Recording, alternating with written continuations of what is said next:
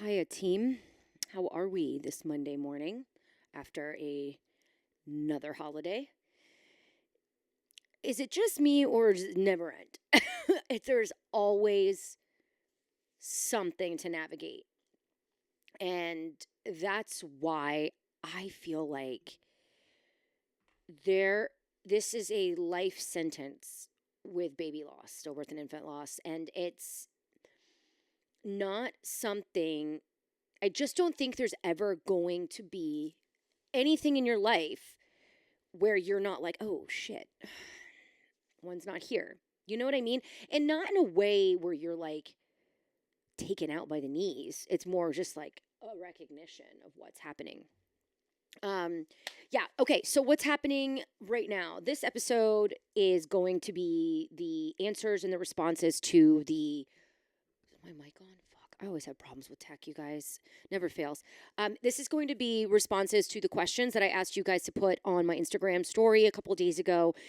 If you don't follow me on Instagram, try to do so. I do talk a lot on there. I do post a little bit on TikTok, but a lot of my conversations are happening on Instagram. And currently posting a lot of content right now regarding surviving the first year. It's just kind of teeing up the book that's coming out in May. And it's a way to just have new mamas who are really trying to look for some help get some insight as to what occurs in the first year and how to get through it. I will be starting some more content, a little bit more specific to stillbirth and a little bit more specific to grief in general. So as you guys know, I'm a certified grief educator. And what that means is that what I'm doing is not trying to fix emotions. I'm not trying to say, okay, you got to get out of that. This is how we're going to do it. Unless you ask me, how do I get out of this and how do I do it? What my goal is to recognize and help you understand what you're feeling, that it's normal, and then I'm going to walk with you through it as you move through it yourself. It's not me being like, we got to get from point A to Z like real fucking quick. That's not how this works. It may for other losses, it may for other things, but like I personally do not feel that's how it goes with stillbirth, or the loss of your baby, the death of your baby. So that's been going on Instagram right now. If you can't tell, I have kind of like a potty mouth, and I'm very, very transparent about how I feel and about what the fuck is going on. Which honestly, how I got to this point was when he died, and I was being handed a lot of grief guides and journals and a whole bunch of shit. I was like, I don't fucking want this. I need somebody to ball up their fist and punch me square in the face and look at me with their hands on my shoulders and be like, bitch, this is what the fuck is happening, and this is how we're going to get through it. That's really what I wanted. And if that's not for you, I don't know why you're listening to me then, but like, I feel like if you're listening, you get that. But like, if that's not what you need, there are so many other resources out there if that's what you need. Maybe there's a balance of what you need. Maybe you do need some journaling or some gospel or Christian scripture or whatever, or faith-based teachings right now. That's fine. I personally had no clue what to do with my faith. So I was like, please don't give me Bible scripture right now, because this fucking sucks and none of this makes sense. So I was in a different place. And then I unapologetically grasped my grief, my trauma, my cope, and decided I was going to cope and deal with how I needed to and not what anybody else thought. And that was a massive awakening for me. And I feel like it's really the only way to do this and get to a side that you're happy with. I personally think that if I was still trying to crawl into people's heads and be like, what do they think about how I'm doing this? What do they think about me writing a book on my son's death and how to get through it? And what do they think about me having a podcast that I'm continuously talking about this shit? Who the fucking care? I don't care. Like, personally, if I took 5 people and I was like, each one of them is going to judge me, and literally 4 of them aren't and 5 doesn't give a fuck, like, why would I even put that on myself and assume? Now, if people are lashing out and outwardly talking shit to me, I got no time for that, and neither do you. The weight of people's shit is way too much for you to carry on top of the weight that you have right now on your baby's death. Okay? So ease up the load. Tell them to pack it up and please go away while you try to figure this shit out. Honest to God, I do not understand why people make it harder. That's what they're doing. They're just making this harder. Okay, look, I jumped off real fast here. I didn't mean to do that. Let's go back. This episode, what is this about? I'm going to answer the questions not all of them, y'all. I mean, some of y'all got lost and are putting stuff in the question box. I'm like, yo, this is not the place for that. I will put in the description of this the questions I actually do end up answering, because there's a lot. So I'm scrolling right now and I'm going to just talk with the ones that I feel like I can actually help with. So in the description, I'll put a list of the ones that I actually do answer. And then also, just kind of some thoughts that I've had over this past week. Well, 2 weeks now. I didn't put one out last week. I'm kind of seeing I'm doing 2 and then none and 2 and then none. Right now, guys, I have like a ton of Lost Mamas come on in the next couple of weeks. So that's the good news. We're going to get some more insight from mothers who have been navigating this. Everyone from a year to 2 years out to 10 to 12 years out, which I think is really great insight. So yeah, that's what this episode's going to be about right now. That's the plan. Y'all know I kind of fucking go rogue. We'll see. Okay.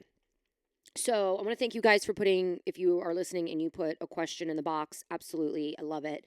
I will, if it's not something that I'm going to touch base on this podcast episode, I am going to steer you in the direction of a podcast episode that might be helpful. Now, we're kind of cheating the system here right now, but in my book that's coming out in May, we will have QR codes in the book that you can scan with the correlating podcast episode that's relevant to the section that could help you if you want to hear more insight or hear some more detail. Now, if you want to go ahead and listen to those episodes that are coming from the book, then I recommend you go to my website, catherinelazar.com, and go to the drop down, and I believe it's called Companion Episodes. Those are going to be the episodes that will be in the book. So if you're navigating the first year, those are some good ones that might potentially help. What I do not include in these is pregnancy after loss. That's book number 2. I'm not even fucking kidding. So there's not much on pregnancy after loss in the book, because the book is strictly for those navigating the grief and loss of their baby. Now, when I do tackle pregnancy after loss, that'll be a completely different book. So if you do have questions about pregnancy after loss, I have a ton of episodes that include that. I mean, I think they're even labeled anxiety in pregnancy after loss. There's also gender disappointment in pregnancy after loss. There's how to prepare to deliver your baby after stillbirth, and that one is with Amanda. If you guys listen to me, I've had her on a few times. There's intimacy and sex after loss, which we talk a lot about trying to conceive in that episode, because that's a whole thing. Yo, like, maybe I will do a very specific trying to conceive episode after loss, because it seems to be what everybody just wants, like a blatant, this is a trying to conceive episode, which I might do that. So I will eventually take the book and put them into episodes, very, very small ones. That'll be just strictly on YouTube. But if you're watching this, we're on YouTube. Hi. If you're listening to it, you're probably on Spotify or Apple. Hi. But I'm in both places. If you want to see the getup I'm in today or what my hair is doing, it is greasy as fuck, which is crazy because I just washed it. I think I touch it too much. That's probably my issue. I got a lot of issues, guys. But anyway, Valentine's Day weekend, I had this conversation on Instagram. Look, always have to preface with the fact we're all very different. Everybody gets hit differently in this grief. Like, I know that a lot of times, sometimes holidays fall on the death or the birth, stillbirth, and that could be multi-layered and complex. And I do feel that the move is to essentially come to a point where you can separate the two. And that's the only way to do this, because you cannot tackle 2 emotions at once. Okay? 2 things can be true at once, but you can't tackle 2 emotions at once. You can't grieve 2 things at once. You can't grieve the loss of what is supposed to be your birthday. You can't grieve the loss of your baby at the same time. You have to separate those 2, and you have to grieve each one of those and deal with the grief that comes with those losses by themselves. Okay? Can't do both. And my hope is for you that you might be able to now take a step out of body and look at yourself as the baby's mother and celebrate being your baby's mother, not Catherine, because Catherine's a fucking mess, and Catherine is no longer the Catherine she used to be, and Catherine is just trying to do the damn thing every day, all day. But I'm Brody's mom. And I'm proud of Brody's mom, and I'm proud of him. So my birthday has become essentially celebrating who I am as his mother, which is an interesting thing because I do strive to be my own person, but when you are trying to separate the death and your birthday, there are ways of stepping out and looking at it that might be helpful and bring you more peace and comfort. That's another episode. But so Valentine's Day was Saturday. I got to be honest, this Valentine's Day really didn't hit like really, really hard. I know that it was the first major holiday after losing Brody, and I was really, really sad. And I talked about this on Instagram. What made me really, really sad was that Valentine's Day to me has never been about my kids. Like, my kids were not my Valentines. Like, what the fuck? My husband is. Okay? In a world, in a life, in a year where your kids get front row center stage because your mom, your husband needs one, your partner needs one, your spouse needs one, whoever it may be, your significant other needs a day, and that is the day. And for me, okay? And we're not big holiday people. Like, we don't like exchange gifts or anything. We don't really do that. That's not our thing. I was like, can I redecorate? He's like, yeah, sure. Here's my credit card. Happy Valentine's Day to me. Don't even give me flowers. Those things die. I don't give a fuck. But I got your credit card number. I'm not even sorry. Shit. So basically, we kind of like, we did a family thing. We had breakfast, and the boys got gifts from Mimi, and, there was candy. I don't give my kids candy, but like there was candy given from other people, and we're like, okay, cool, this is fine. What the hell did we do? God, they got haircuts. That's what it is. They got haircuts, and we took them to Buford Highway. If you know Buford Highway in Atlanta, I don't even need to explain. So we went to a barber shop on Buford, and Wolfie got a Marine Corps haircut. And I'm not even kidding. It's so short and buzzed. It aged him like 4 years, but it grows super fast. And this time it's not meltdown. Like, the first haircut he got, crying. Second one, lost my shit because it was so janky. And it was like 2 weeks before his second birthday, or second birthday? First birthday. Second birthday. And I lost my mind. I don't know what I was doing. I think I was postpartum. I don't even know. Lost it. Now, since he's had like 4 or 5 haircuts, and I'm like, it's fine, it'll grow back. It's just fucking hair. And he also wears hats. Whatever. Trey did not get a haircut because that kid screams. Like, you could probably hear him scream from wherever you are in this country. He is that loud. Like, he sets off my Apple Watch. My Apple Watch is like, loud environment, please turn it down. That's my kid screaming. Like, it's kind of bananas. Which is great because if he's ever in trouble, I will hear him. Oh, God, that's another thing. Like, we ended up going to, and I may do like a whole episode on this, but like, we ended up going to like, it's called Ashford Lane. It's in Dunwoody. It's got restaurants all around, like almost in like a circle. And then in the middle is like green, like turf, and a whole bunch of shit and like cornhole and stuff. So like everyone just kind of stands around. It's an open container, and you can drink and stand around, and the kids are wrestling and playing, and we brought them there. Me thinking, I'm going to make some friends, or I'm going to make some acquaintances and chat about my children to strangers. No. Your girl is on such high alert. I did not sit down. I don't think I blinked. I did not take my eyes off my children for a split second. Like, drinking and staring at them. Like, I managed to master that skill set. Guys, it's not even like, oh, they're going to get hurt, because they probably are. But I am looking at everybody like they're going to steal my kid. That's where I'm at right now. I'm not going to get into it, but like, I'm hyper aware of the people around me to a point that I'm like, what the fuck's that guy looking at? What is that girl looking at? I don't like this at all. Get them away from my kid. Like, what? Woo! I know I'm going to have to check myself before I wreck myself, but like, I am not playing. I literally have in my head where I would throw my glass to the floor and sprint. Like, he was getting way too close to the exit. I was like, get him back over here. I am a psychopath, and I'm okay with that right now because they are too little and people are crazy and evil out there. So that's where I'm at in my motherhood journey. Fucking living the dream. Warding people off with my stank face at all times. Here we are. But anyway, it was fun.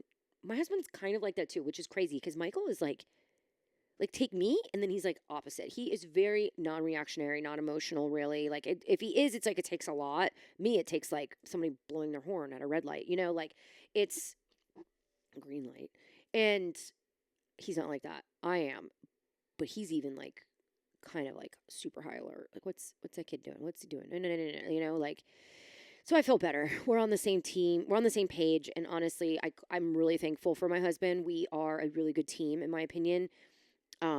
He kind of backs me up when I need it. He calms me down when I need it. And I do the same to him. Like, I even like rile him up when he needs it.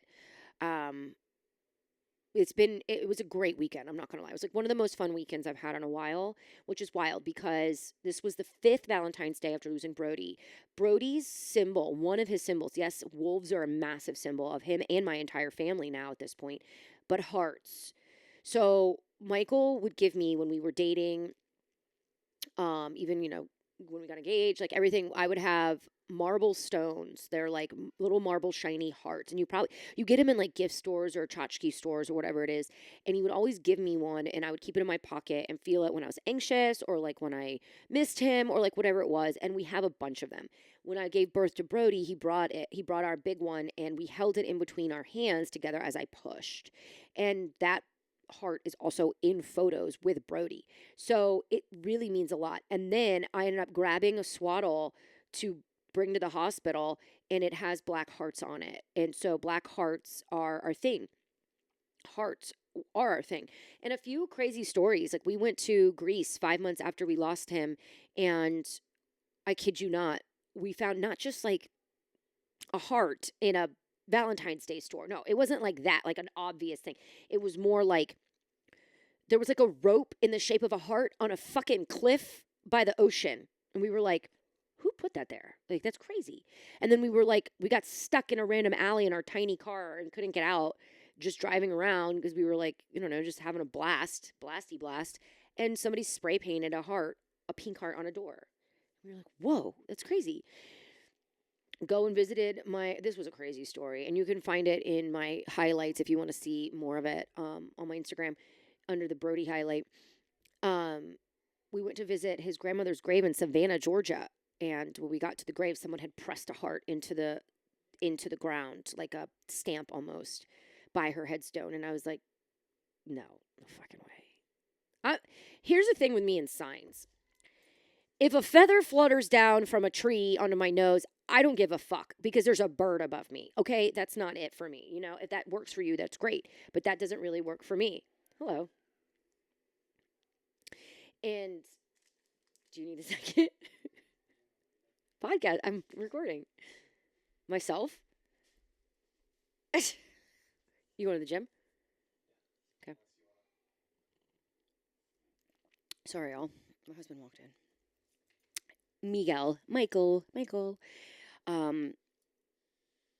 Yeah, so honestly, signs are relevant to everybody. That means if it brings you peace, joy, connection, phenomenal. Grasp onto that. Hold on to that for dear life. But I need like a slap at you in the face sign. Like that's where I'm at. Like there have been days I've been like, Brody, I need to know you're close. I just need to know. And I have been not very specific about it. And then I'll go to like the hair salon and there's like all of a sudden on the screensaver, I look up and there's 2 little baby wolves up there. And I'm like, holy shit. To me, it's the timing of it. Oh my God. I don't even know if I told you guys that. Did I tell you this? I don't think I told you guys this. Wait, did I? Ugh, I'm the worst. I was having a very griefy day the other day, like really griefy. And I went to get my nails done. And because of black hearts and Valentine's Day, I put black hearts on my nails. Okay. I think I told you guys this. I don't know. Whatever. If I didn't, here we go again. I'm getting my toes done, which I never do. I know, whatever. I hate getting my nails and toes done at the same time. So I was getting a pedicure and they had on the screen, on the TVs, they had, like the best of America and Britain's Got Talent. So they're flashing between all these things. I kid you not, okay? There's one little dancer named Brody. It was like Boss Baby Brody. I fell out. I was like, okay, I see you, my child. What are you doing? Then there was another break dancer. His name was Trey. And then there was a dancer in a group ensemble And they did a close up of one of the guys, and he had a huge wolf neck tattoo. I kid you not, I almost fell into the water bowl. It was bizarre.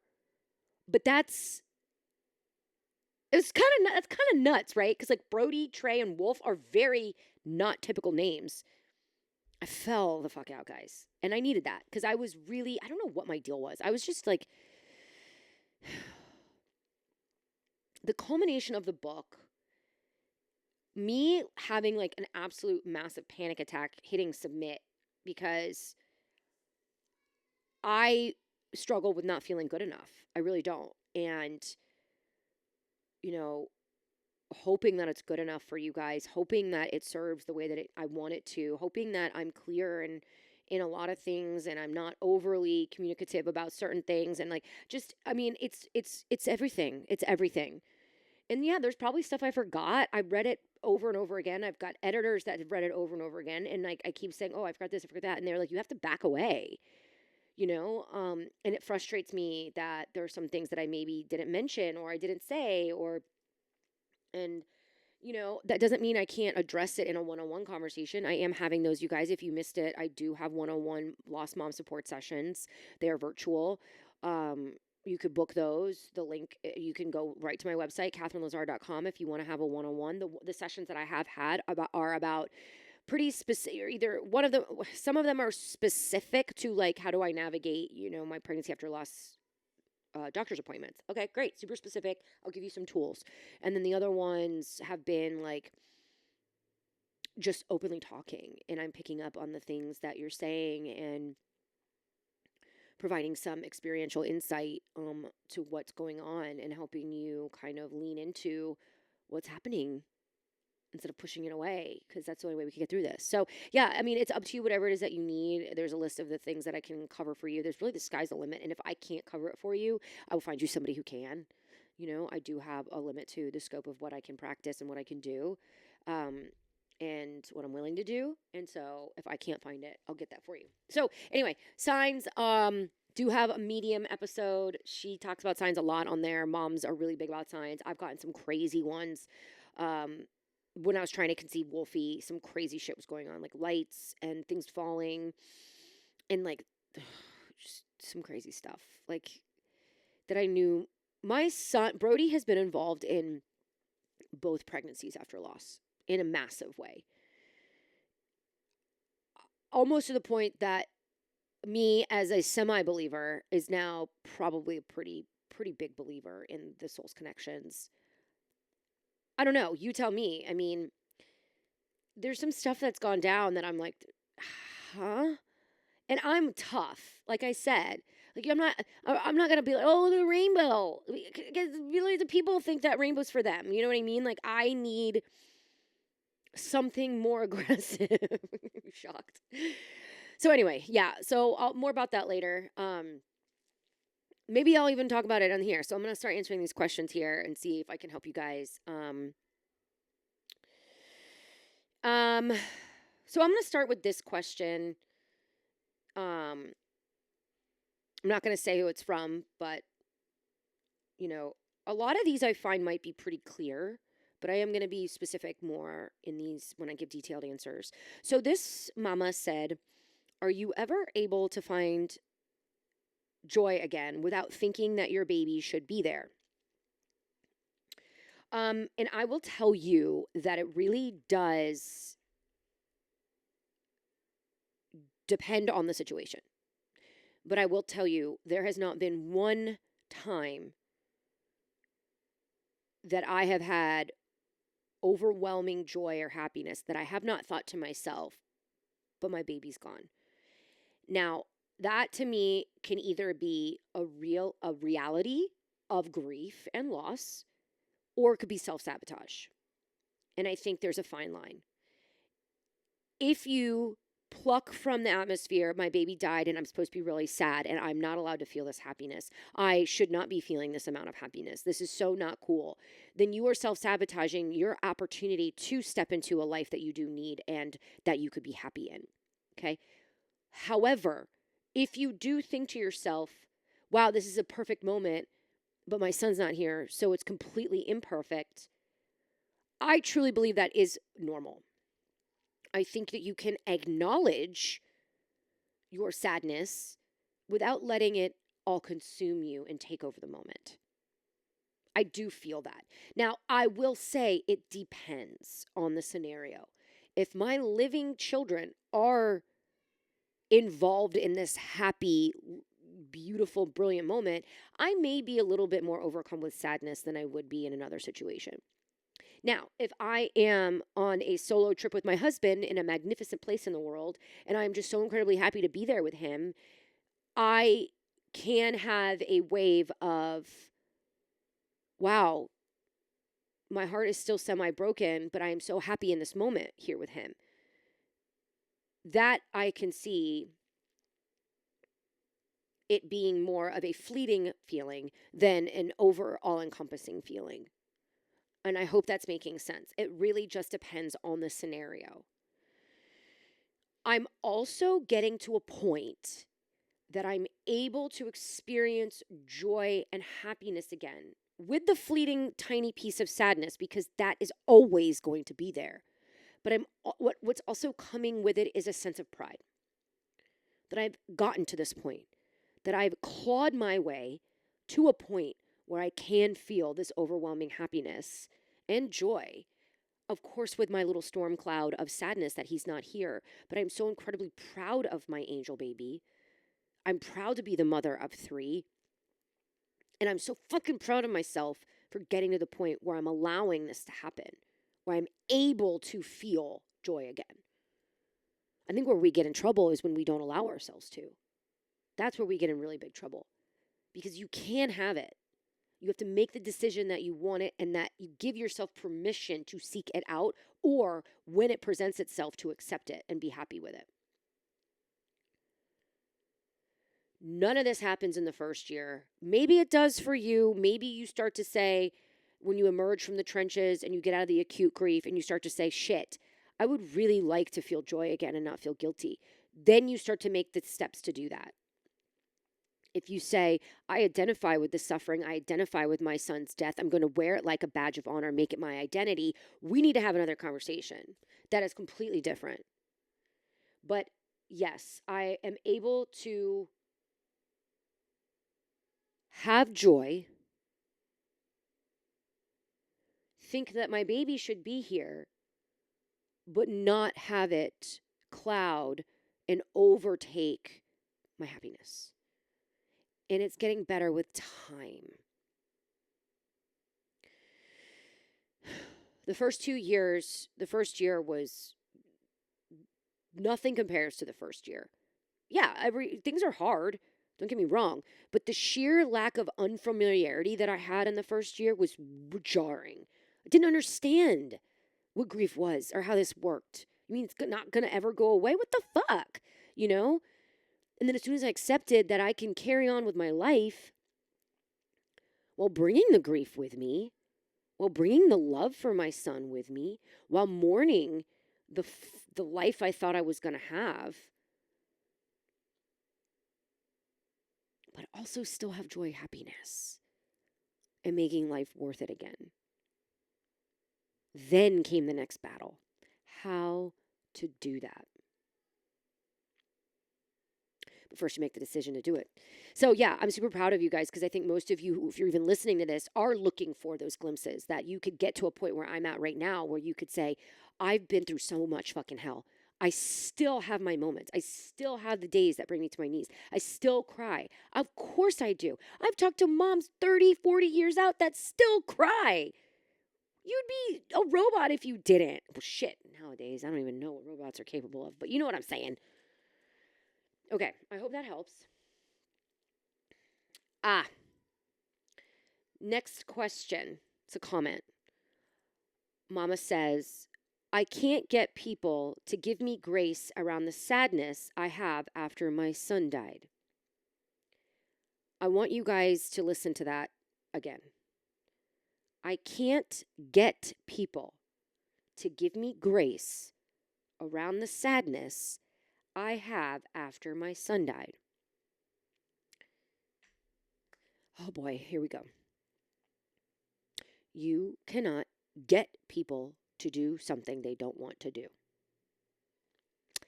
You have no control over other people's actions and behaviors. What you do have control over, two things. One, vocalizing, communicating, expressing what it is that you would like. Two, your reaction when you don't get it. I'm going to say that again. You have two things you can control when it comes to relationships with others after loss. One, expressing, communicating, telling them what it is that you need. Two, how you respond when you don't get it. You cannot make people do something they don't feel called to do. You cannot change people's behaviors. You also don't have to accept it. Okay? Two things happening here. You can't control them. You also don't have to accept bad behavior. So you have to make a decision. When you have vocalized what you need and what, they don't do it. You then have to make a decision. Are you going to continuously remind them, be around them, get hurt, get disappointed? Or are you going to step away from it and say, this is just not for me right now? Because if somebody can't just at least respect your sadness, then those aren't your people. Now, I got to be honest, I don't know this was like a little tiny box on Instagram. I don't know the context of this. Now, if you are incapacitated with sadness and it's been 6+ months, we may be getting into a situation where you are putting your sadness, your grief, your loss onto people. And that's something we really have to be careful with. People cannot carry our emotional weight. They can't. They can for like briefly, but if it's time after time after time after time after time, get a therapist. Honestly, get another lost mom. You cannot keep putting the weight of your emotions on other people because they don't have the emotional capacity. I don't think that makes them bad people. I will honestly say, like, even if another lost mom was coming to me after such plus times and all it is crying in hysterics without any sort of moves or actions to try to get out of this acute grief stage, I'm not sure I could really stick around for a lot of that after a certain period of time. Because I cannot help you if you aren't trying to help yourself. And what I mean by that, guys, is this is horrible. This is horrific. This is probably one of the worst things that can happen to a person, especially a mother, okay? But after a certain period of time, you have to start digging. You have to grab the shovel and you have to start digging. I have an episode of this. It's called The Dig Out. You have to choose to do that. Now, if we're talking super fresh acute grief and you're in the trenches and no one is giving you any grace for your sadness, that's fucked up. Come on. Widows, sibling loss, parental loss, dog loss. People go through it, man. We got to have grace for each other on that. We have to. But if they don't value the loss like you do, that's a whole nother story. If they don't see why you're sad, we got another conversation. But I'm not going to lie. That is not uncommon with stillbirth and infant loss. They have not lived a life, therefore people don't understand why you're so sad. Well, for us, they will not live the life that we imagined and dreamed for them. That is massive loss. And not only that, when you're a mother and your baby dies, you lose them every single day, at least one time. Every single day you lose them again. I'm always going to go to bat for moms. I'm your biggest fucking lost mom hype girl. But please tell me in these situations that you are trying to get to a place where you can function. Your sadness is allowed. I sad bombed some people at lunch the other day, and I didn't even mean to. I was just expressing something and it brought me to tears. And then I walked away, and back in the day I would have been like, I'm really sorry I did that. But I didn't. I walked away and I was like, well, this is fucking how this looks. This is how this goes. I have times and I have moments, especially when you hit me with a question that I have been dealing with and just the tears come. And honestly, if that happened every single time I was around them, I would look at myself and be like, bitch, you gotta reel this in. It's too much for people. People can't carry your weight. So you pay someone to. But the bottom line is, if they are not giving you what you need right now, you cannot force them to. I can't get people to give me grace. You cannot. You will not. If they're not doing it already, you won't be able to. So then you have to make a decision on how you're going to respond to that. Okay. So this mom says, everyone talked about when my milk came in. No one talked to me about if it didn't. That hit. Harder, feeling like my body failed once again. Losing my daughter, now my milk. Mama, I don't know context on this one. I don't know if you have livings. I don't know if you've had a rainbow. I don't know. I do know that that is a massive feeling that your body failed. And I think that is extremely valid and extremely normal. I certainly thought that. I thought the one thing that I was supposed to do was keep my baby alive and safe. And that was the one thing as a mom I was supposed to do, was having a living baby. And I didn't. And I blame my body in a massive way. Because I hemorrhaged and I survived, which I wasn't supposed to, I did have a different kind of opinion of my own body because it did fight to stay alive. So it was a love-hate in many ways. Now, Mama, I know the milk is a massive thing. I will say that even mothers of living babies go through it with their milk. They go through the disappointment of not being able to breastfeed, or the milk not coming in, the body not doing what it's supposed to. I do think grief and trauma have a tremendous part in what our bodies do as they function. I was unable to really produce a lot of milk. I couldn't. I pumped consistently all day around the clock for months. It was extremely painful, and I was very upset that was the one thing that I just wish was easier for me, and it wasn't. And I was mad. I was very mad. Very, very mad at my body. And you are allowed to be. And you can lean into that and be pissed. I don't think you'll be pissed forever, but yes, you can absolutely think that it failed you. And if you try to push that feeling away, I think it becomes more intense. If you're like, oh no, I shouldn't feel that way. Oh, I should be grateful. I think it becomes more intense. You just need to lean into it and be fucking pissed. Yeah, you're allowed to. Because in order to get through that feeling, you got to just really lean into it. Give it a big old bear hug. Sit on its lap like it's Santa. Tell it what you need. You know? That's such a weird metaphor. I'm sorry. Anyway, I think it kind of drove it home. Okay,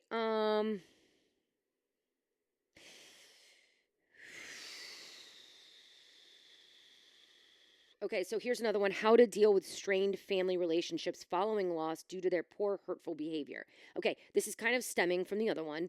You can tell people that you need, and it's their reactions is what's going to tell you where the relationship is going to go. So you have to understand something. You, as the lost parent, cannot dictate relationships moving forward. You can simply say what you need, what you don't need, what you need, whatever. Their response is where the relationship's going to go. So this says how to deal with strained family. Okay, you either deal or you don't. You either need to understand that if you are around Aunt Bethany, that she's going to say some fucked up shit, but she's also 80, and you're like, all right, I'm going to let this slide. That stung, but I'm just going to continue living. Or you say, I don't want to be around my sister-in-law. And that makes it really tough because usually it is the in-laws, I'm just going to say. I do have a highlight in-laws on my Instagram.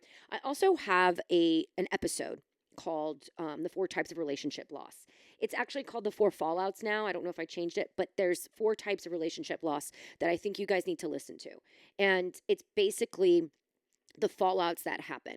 Okay, the 4 different types that I have seen. Of course, there's probably more, but there's 4 that I particularly think are the most prevalent ones. Okay, 1, it's the toxic people who say shitty things all the time when they know better. Okay, you remove yourself from them. There's 0% chance you need to be around toxicity while you're on a healing journey here.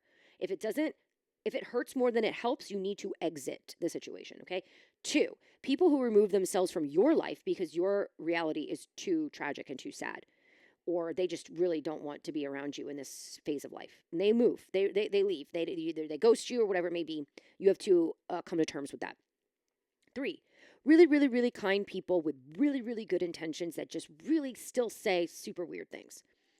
That they love, cherish, and adore you and are super impacted, but they also say things like, well, it's part of God's plan. And you're just like, I don't know about that. But that's just what they were taught. or that's where how they were treated after their significant loss, they are just a little bit clueless, but they love you and they don't want to hurt you. Typically these people may be able to take direction, but oftentimes it's just one of those things where the magnitude or of how you're coping is just not really something that they see eye to eye with, but they really try. They try.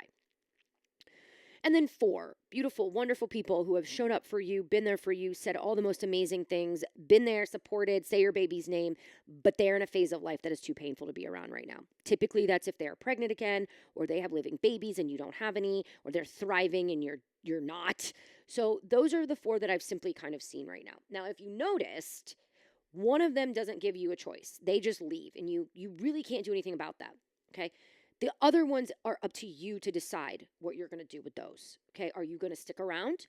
Are you going to decrease your expectations to 0 and still be around them? Or are you going to completely exit, shelve it for a little while, see if this moment in this phase passes, and revisit the relationship later?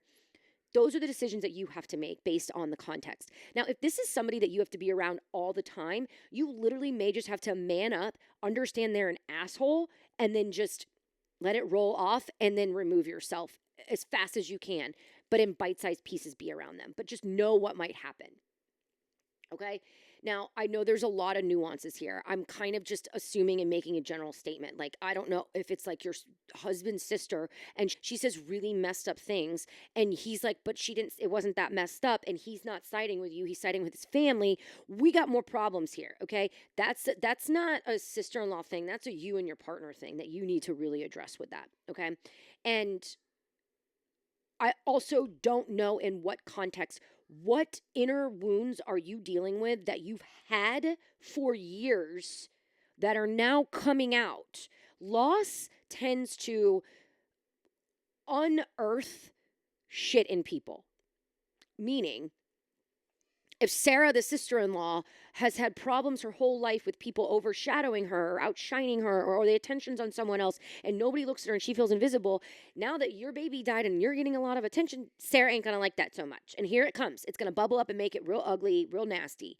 Okay? Now, if you have abandonment issues as well, if you have abandonment from being a child, I don't know why, and now all of a sudden you think family's leaving you because they're not really reciprocating to what you need out of them, you got inner child problems and you got underlying wounds that might need to be addressed. Highly recommend a therapist, psychiatrist, or EMDR. Not me. I'm just letting you know that there might be something there worth looking into. And that's what happens. And that's why this goes so much deeper than just grief. It is literally crazy how much can come up in loss.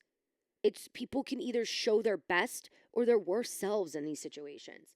Now, you just have to figure out what you're going to do, what you have the capacity for. I told some friends to kick bricks. I did not have the capacity for their bullshit. I didn't. It was like, I was like, I can't do this right now. Maybe in the future, but I just cannot. Did I circle back? No. To some of them, yeah. Some of them, no. And that's just life, y'all. Some people come in for a reason or a season. And they stick around based on what happens in those reasons and seasons. And if they leave, same thing. They can leave for a reason or a season. You know the context.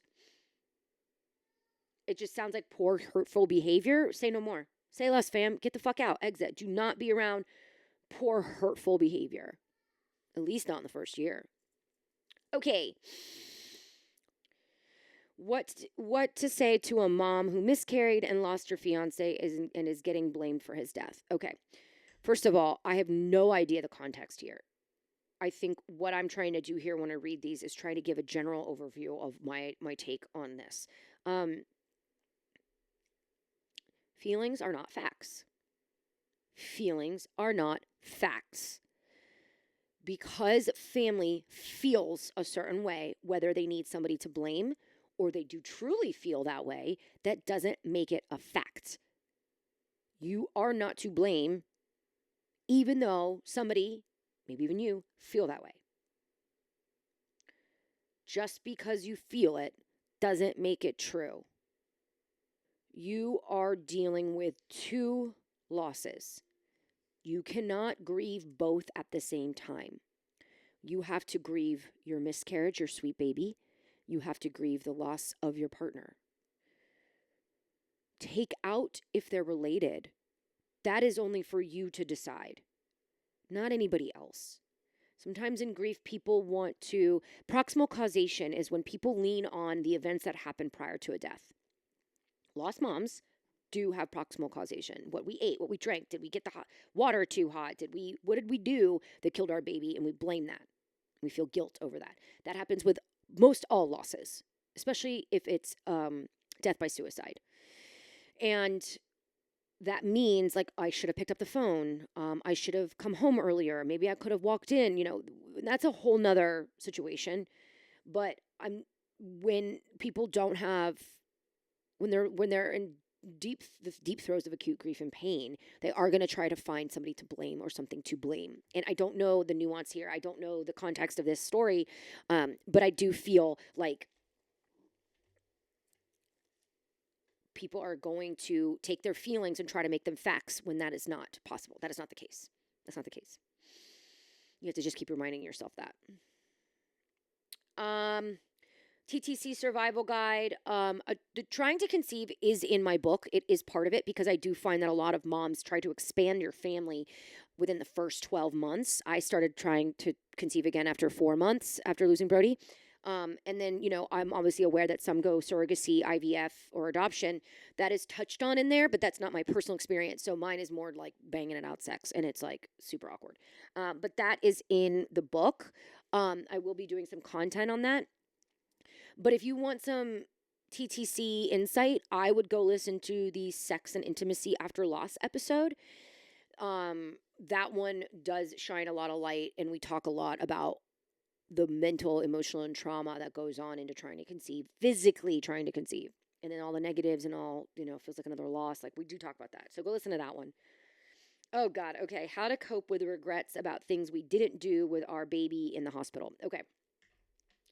It says stillborn baby. I don't like that phrase. Stillborn and stillbirth should be interchangeable with the word born and birth. So your baby's not a stillborn. It was stillborn. Oh my gosh, this is so long.